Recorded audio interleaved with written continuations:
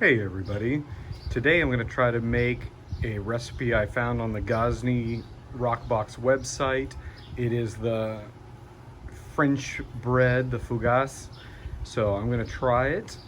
I did change it up a little bit. Instead of the onion marmalade, I use some Kalamata olives, chopped up fine, kind of diced up, so hopefully it'll turn out all right. I made the dough already and I let it rest for about an hour and 15 minutes outside. Now I'm just waiting for the Roccbox to get up to the 500-degree temperature like they recommended. Use the bench scraper to scrape it out gently.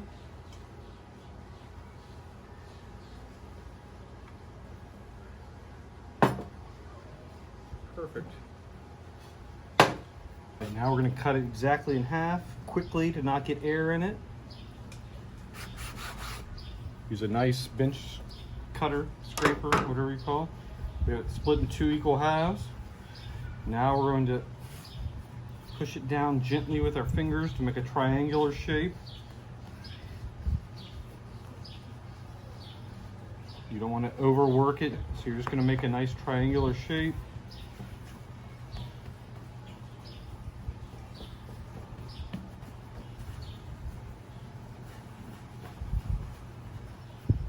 Stretch anymore.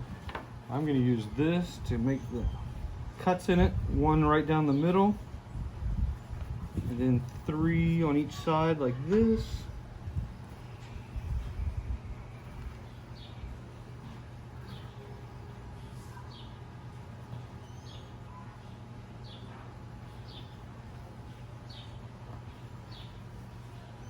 Not sure if you can see that.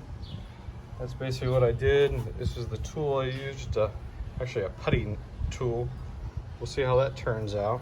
Stretch those out a little bit. Stretch the holes out just a little bit so they open up a little bit to make more crust.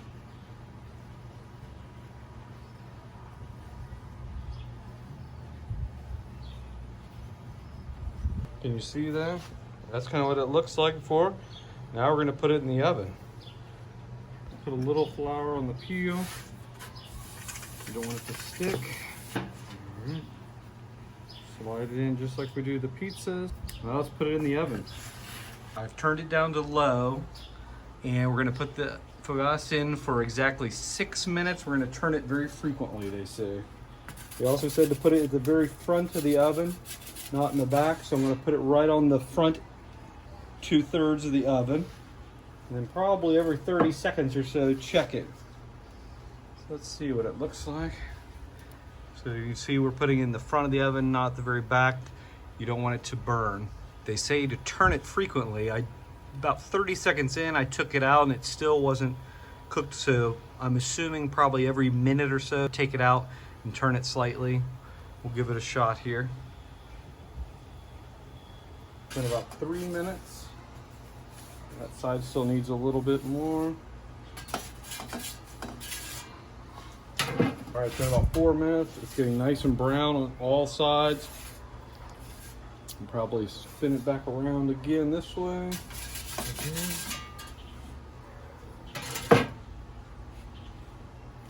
About a minute and a half to go. It's looking pretty good so far. In about 5 minutes, I think it looks done. I'm gonna go ahead and take it out at 5 minutes. Let's go ahead and set it on a cooling rack. We're gonna set it down over here.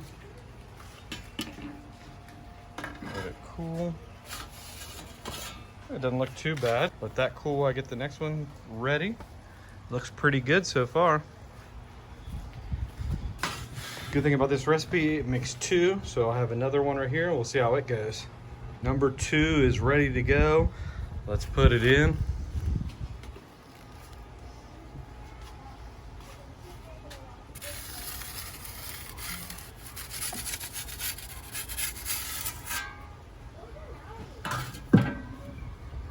In a couple minutes. Perfect. Oh, almost burnt that one. I burnt that one a little bit on the side. I wasn't paying attention.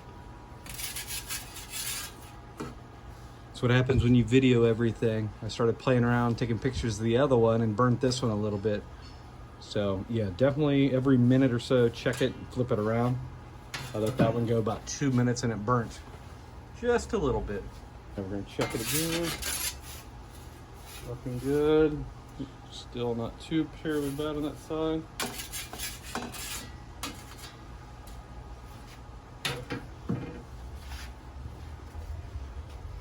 Again, I burnt it a little bit on that edge, but I don't think it'll make too much of a difference.